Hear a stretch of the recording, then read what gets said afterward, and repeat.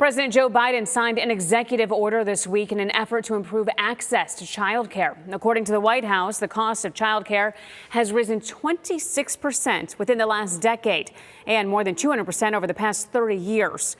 One report forecasts losses of $290 billion each year in gross domestic product in 2030 and beyond if our country fails to address the lack of affordable child care.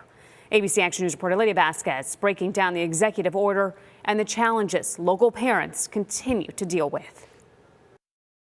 The cost of childcare continues to climb. Newly released data from the Federal Reserve shows daycare and preschool costs are seeing a nearly 7% year-over-year increase. My next biggest bill will be daycare and then my mortgage. On Sunday, President Joe Biden posting this message to social media that reads, in part, quote, "You can pay more than $17,000 a year per child for childcare. For many families, that's more than you pay for a mortgage." And that bleeds true for Michaela Gonzalez, a mother of 4 with 2 kids in full-time daycare. It's sad, but I need to pay my mortgage, so I need my kids in school.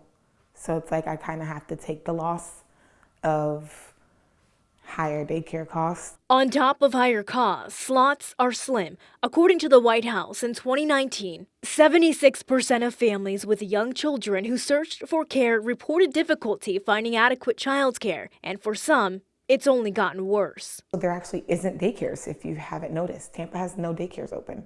If you want a daycare slot, you're on a wait list for 6 months.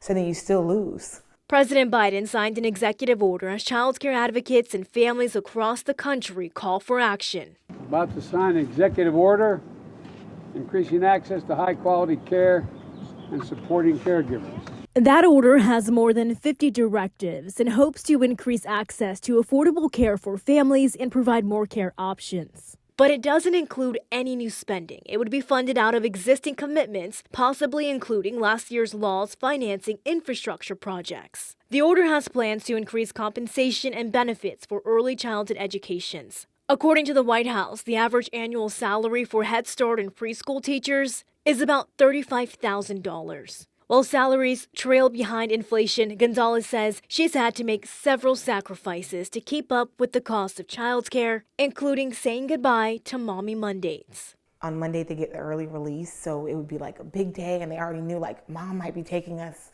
to Busch Gardens today. And unfortunately, I just couldn't do it anymore. Gonzalez says she's always wanted a big family, but says she never would have thought childcare would cost her this much. Right now, I'm actually working 3 jobs. One is full-time and the other 2 are side businesses, so I can maintain. So it gets frustrating because then I feel like I'm missing time with my kids. But I'm trying to do something better for my kids.